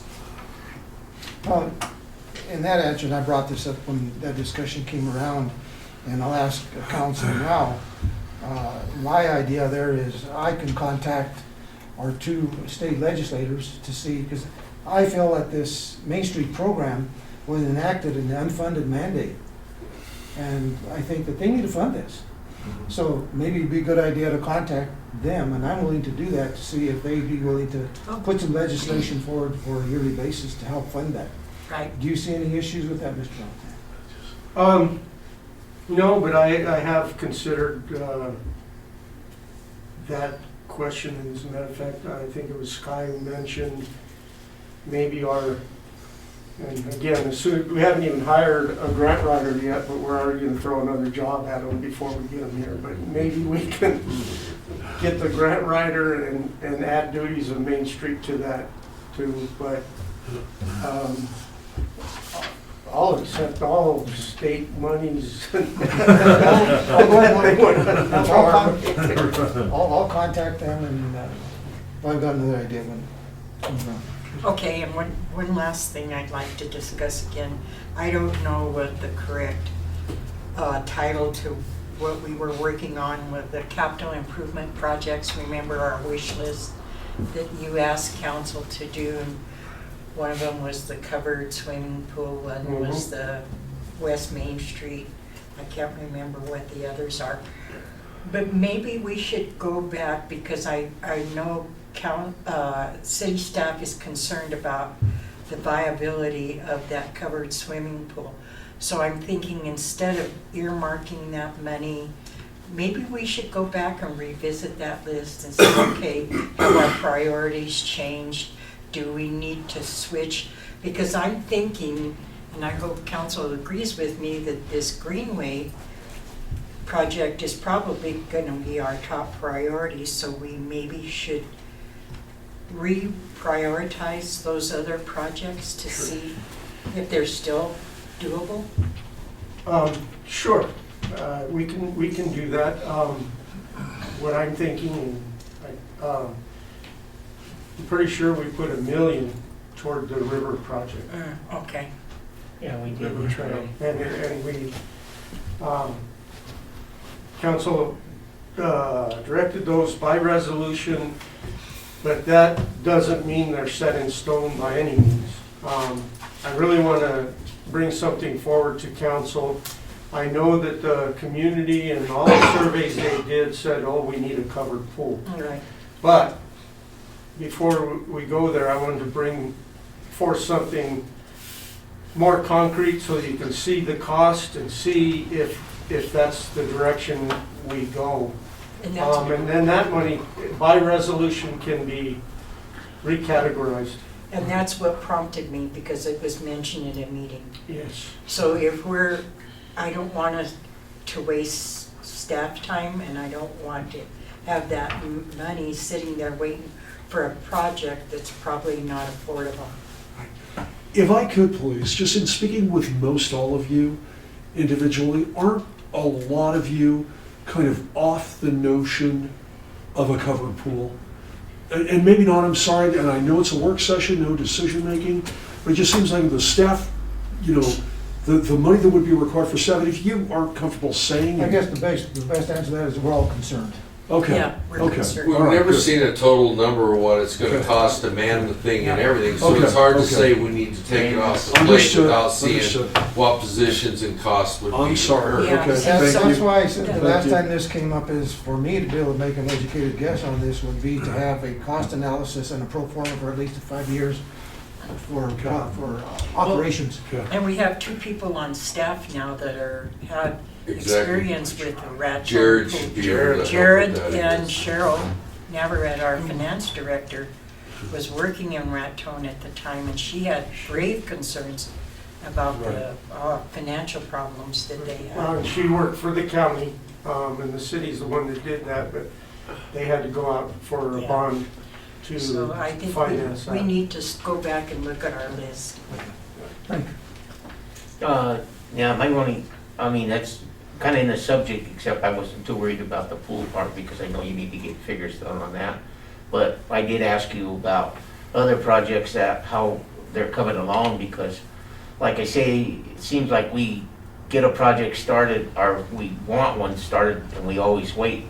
And then we end up with a good example, and I mean, not to pick on anybody, but the animal shelter, we ended up with a bunch of change orders and it cost us a lot of money. And so I'm kind of interested in how those projects that we earmarked are going and if we could get started on those. And because like you say, cost is going up and material and everything. So and it doesn't have to be necessarily now, but some work session, even with the swimming pool, you could bring that in. I appreciate that if we could do that. And I will say, it comes down to staffing again. Right. And just the time involved with a project, once you know, from idea to design to construction, bid docs to construction, that staff person is engaged all the way through to inspection, so, but understood. I really like the 2 ideas that Karen brought forward. I think it would be great if we could expand and look into some kind of recycling program that would also help with our landfill space. I think that's a great idea, and funding it with 10-cent bags I think is a good idea. And I've often thought that our boards and commissions, that we need to take a fresh look at how they function, how they're financed, how they're run, if they understand their responsibilities, if we understand their responsibilities, are we holding them to their responsibilities? I just think they're kind of a wild-ranging thing, and that's probably mostly due to COVID because it kind of, everybody just sort of spread out, and there wasn't a lot of, we didn't get a lot of oversight into what was happening through that year. And they're no longer having, I guess they're no longer having those meetings where they all sit down and share what they're doing. No, they So- are. Oh, they are? Yeah, Okay. we've started that. Okay, and are we doing the funding again? Are we prioritizing some amount of money so that they can ask for it to do what they do? That comes out of the quarterly marijuana funds, and we definitely need to have input from staff before the spending, have them follow our procurement procedures, make sure that we don't buy things that Are still set. are still sitting because we haven't installed them, because it didn't fit within the scope of city ownership. There's a lot of things. So that said, I agree with you totally. We gotta meet with the boards and commissions again to lay out those procedures and the funding. And just a general comment that I'm noticing that there is a lot that we're doing. We're doing a lot. And we may not have enough staff. And I just want you to know, as a city council person, I am fully supportive of us hiring more people to do the work that we have to do. We have a huge plate in front of us. And it's not fair to ask people who are already overburdened to do more. And we need to think that through. We are not going to be the same size this year as we are going to be in 5 years. And we have to be thinking ahead that with those additional people that are coming with these activities, we are going to get more money, and we are going to need to have those services available. Right. So, in case when this work session happens, by chance I'm not here, I couldn't agree more on if we're gonna reallocate some of the money, pool covering and stuff. We had a shortfall without grants to finish Santa Fe Trail from Saddle Road up. I just wanna make a strong suggestion, if we're gonna reallocate pool covering money, that goes back with that money that was already allocated to get that project done. I think that is a big project, along with the Greenway Foundation and our Riverwalk, is to get that road up to the state park, wider with lights and everything else. So I think that is a good idea if you're gonna start reallocating. If I'm not here and part of that work session, I wanted to make sure my 2 cents worth, whatever they are worth, is still, we'll see maybe one of these days, you know, I got a lot of plans. And so at these meetings, I'm not going to say I'm not going to be here standing at that podium pointing to y'all saying, remember when? Because the time will come when y'all will see my face back up here. But I just wanted to be part of that conversation that if we're going to start reallocating, that is an important project, just as much as the Riverwalk for our outdoor recreation to get people up to that park on bicycles and stuff that they'll be looking for. That's all I have. I know this has been talked some before, Mike, and I don't remember what you said, but and it's related to this. I was on a call last week, with some of your staff with the mine regarding the installation of the railroad. I mean, it seems to me that's a eventuality at this point. I mean, they're talking about starting grubbing maybe as early as first quarter. That was the plan. That being said, we're going to see more rail traffic, and I think that may drive a lot of other people to Linden, which is already in really bad condition. Railroad crossing. I mean, I know. I avoid driving Linden just for the condition of the road. Is that something that's in the plans? I know there's... Yeah. Yes, it is. They got a new railroad man, so... Yeah, we have a new roadmaster. Bob can speak to this, but he was working with the previous roadmaster about doing the concrete crossings, and we would mill out the center and repave that. And then will that be the driving surface? Well, I mean, the intent will be to make Linden passable all the way through by a lot better margin then? Or? Yes. Okay. The other thing I've said before some, but I still think it'd be a good idea for that discussion, search for information to how to help the marijuana industry here transition into future legalization, but I think that would be a good idea, being that we're so heavily dependent on it for funds. Those two things are the only input I have. Okay. One thing we've been talking about the pool a little bit, and we don't want to overburden our staff to be able to go out and find all the information that we're asking for the pro forma, and maybe. Do you think Raton would share some of that information and ask them, what did it cost you? And of course, this would go back, 10 years ago. But what does it cost them on a yearly basis? And I think that would be something that we could look at to see if it really would work. The only other thing that I wanted to say is, other than last year, we had 2 or 3 state legislative days. And I would like to have that done again this year. And for those of you that weren't on council at the time, what it is we bring in the city, the county, our state legislators, invite representatives from our federal legislation to come. And I'm not sure what your thoughts are, give me your input. In the past, we've spoken to the public. I'm wondering if it wouldn't be better this time around to maybe do more of we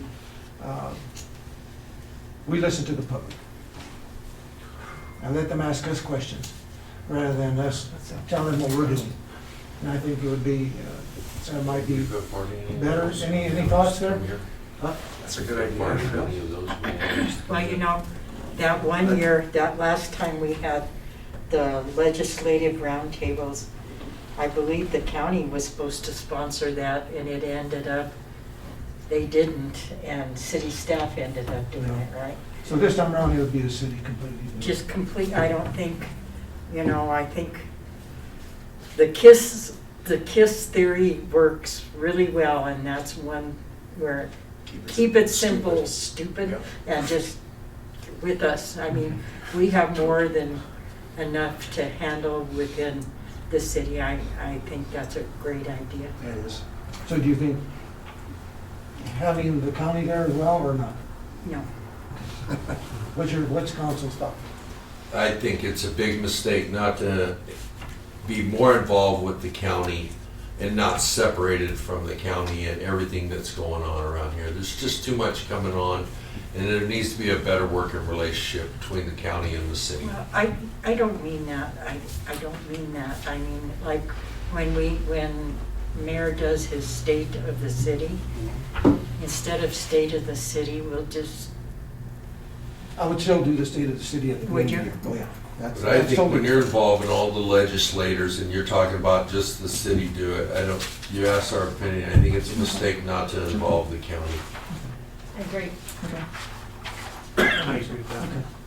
Well, what I'll do is I'll call and I'll talk to Commissioner Lopez, being that he's my equal partner there, and see if we want to be involved and set up a date. I'll get with Mike and see. I'd like to do it either toward the end of this month or no later than the first week of December sometime. Yeah, Thanksgiving. It's gonna be tough this month, but. Do it right after the football game. There you go. We'll figure it out. Anything else, Mr. Valentine? No, that's enough. You sure? That's enough. Okay, That's all tomorrow, right? All right, then that adjourns our work session, and you guys want to take a break first before we go into our special meeting? We're gonna have a break between special meeting and executive session. Wanna What do make you sure. think? I mean, it's up to y'all to keep Wait for things the break. going. All right. Let's wait. All right, let's do that. Yeah.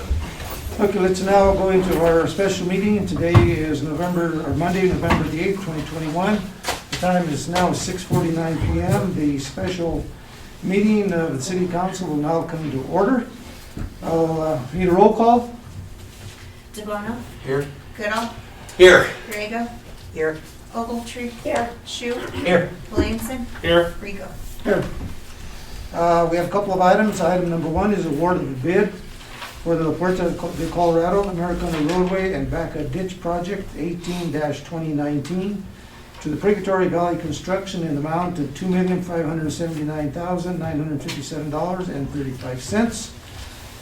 We have received 5 bids, and they were the low bidder. So I will entertain a motion.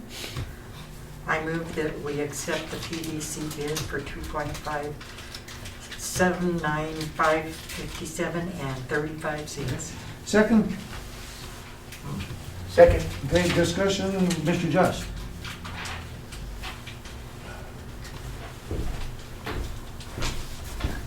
Mr. Mayor, member of council, I understand that you accepted the low bid, and we're in agreement with that. We met with the contractor. It's kind of a neat project because there's 3 funding sources. DOLA, the city match, and the owner. And if the project goes over which it probably will, because no project gets constructed for the amount that it's bid for due to change orders, the owner's going to pick up the additional funds.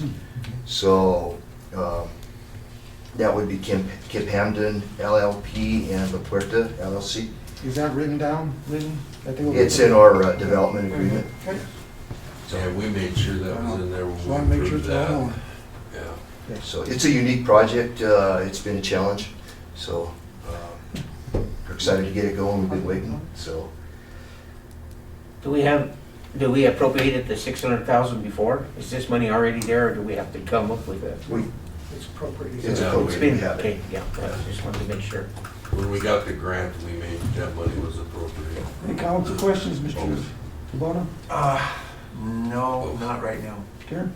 So if Hamden's responsible for anything over 2.5 million, are they aware that bid came out? It's only 79,000, but are they aware? They are aware. As a matter of fact, if you recall, the development agreement that was developed was between Kip Hampton, La Puerta, the Business Improvement District, Tura, and the city of Trinidad. I think I got them all. Yep. And when we put out the bid, on the agreement, there's a sign off in the agreement for every entity that's involved. So the contract will state that. The development agreement states, as Mr. Just said, that they're responsible, the owner is responsible for overages, and they're well aware. Also in the agreement, the Trinidad Development Construction Group is actually the one who had to do the plans and put the bids out with a lot of help from the city staff. And they will have oversight, but we will also have our inspectors on site. So. Okay, that's the only question. Any other questions? You putting a new road? Are you gonna access where the old road is and rebuild it, where the bridge is going into? We're not rebuilding the bridge, we're taking off at that point. We're utilizing the existing bridge, and then the road basically continues on from that point. Is that bridge strong enough? Because I got a sign there that said no trucking's going over it. I think that bridge is extremely strong, because it's an old railroad bridge. Yeah. So, I mean, it's not the smoothest, we're looking at maybe some type of a new topping or something on the top of it. But in my opinion, it's a very structurally sound bridge. So. And what exactly is the ACA ditch company? Where are you diverting some irrigation water? No, we actually cross the ditch. The road does, as it goes around and turns back to the south. We cross over the back of ditch. That's a box culvert. That's a brand new box culvert that's going in. Are there walkways on that bridge? I can't remember. No, there isn't. There's not, but there's a sidewalk that leads up to it. We've been talking about potentially either doing an extension on the bridge or maybe channelizing it and creating a walkway on there. So at the same time that we do this, if we come up with some type of a deck, for lack of better words, over the top of the bridge, because it's rough right now. Okay, and the city's gonna have to do that, right? That's not gonna be something that's covered by? Well, in the subdivision agreement, the developer is responsible for building the infrastructure in the right of way and then turning it back over to the city. There's been a lot of talk back and forth with funding and whether the bid pays for that, or the business improvement district, or the owner, or the city goes for a grant. But as Bob stated, currently the bridge is structurally sound as is. And there's a concrete slab between the bridge and commercial that gets replaced in the possible topping. So I just can't see that it's not gonna become an issue. I mean, if it's the access to a hotel and restaurants and possibly other development, I can see that it's gonna be an issue. And then the only other thing is that sometimes when we get these, we get to see some kind of comparison. What's the big difference between PDC's bid and, say, KR Swerdfeger? I mean, how did they get it to 2.5 basically? Out of town labor probably.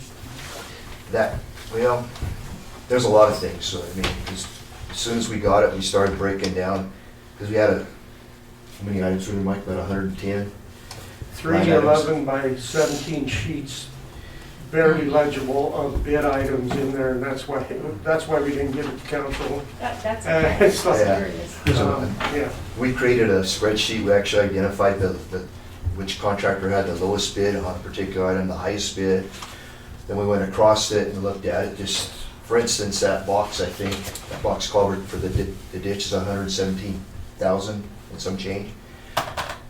You know, there were two contractors, PVC and I think Western Civil were real close, and then some of the other guys, they were real high on their concrete. So we just were, yes, it was, yeah, we were trying to figure out where the money was cut, and at the end of the day, the items seemed legitimate on the low bid, so. Okay. Our concern, if I may interject, our concern was so much that we called the contractor in and said, look, are you still good with your numbers here? Because you left that much on the table. And they assured us they were. We definitely, you know, in this day and age, one of the addendums to the contract was price of materials. They bid this with numbers that they had, you know, gotten 3 weeks ago, a month. When we finally award and move forward after we get all the entities signed off, that amount may have changed just because of the world we live in. So there's going to be definite negotiations there. All right, sounds like y'all are on top of it. Thank you. So the road connects all the way from Commercial to Linden. So there'll be access into La Porte? No. This road does not go all the way through. No, there's railroad property in between the end of this property and Linden.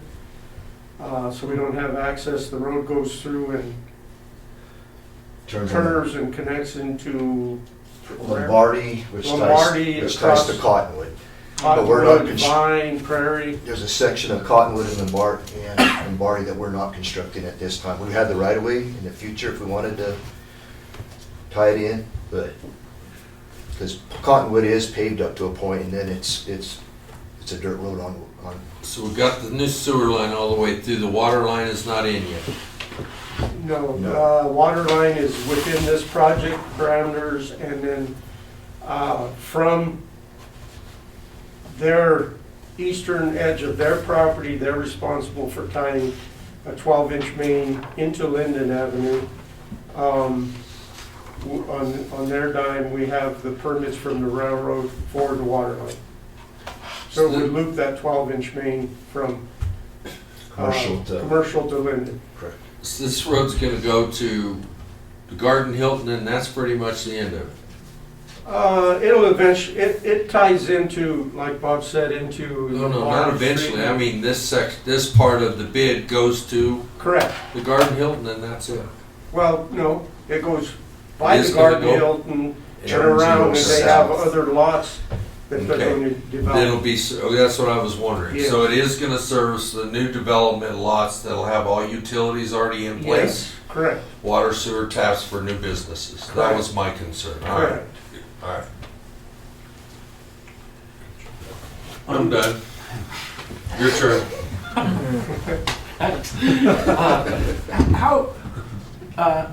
Mike and Bob, can you guys discuss a little more of the project oversight? You said that the owner is going to be the project manager? So in the development agreement that was put together, Trinidad, not the owner, but the Trinidad Construction Group is responsible for administering the project and having it built. We've already talked to them and said we're going to be on site, city, water, sewer, well, sewer's in, water, gas, electric, the engineering crew. We're going to have oversight. We're not going to sign off on anything and accept anything that isn't done to our standards. Okay, but the project manager is the Trinidad Construction. Correct. Okay. Then the contributions of 900,000, that happens up front? It's we're working with the owner on that. Those funds are supposed to be put in escrow account. And actually, and again, it's the agreement that was worked out.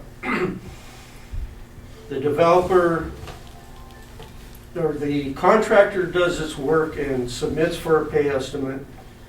We approve it here, it gets sent to the developer, and then it gets sent to TURA, Trinidad Urban Renewal Authority, to approve and make a payment. So the city's portion, the grant portion, and the owner's portion all go funnel through TURA, and they pay the contractor. Okay, and then I know it was asked, I want to re-ask it. I mean,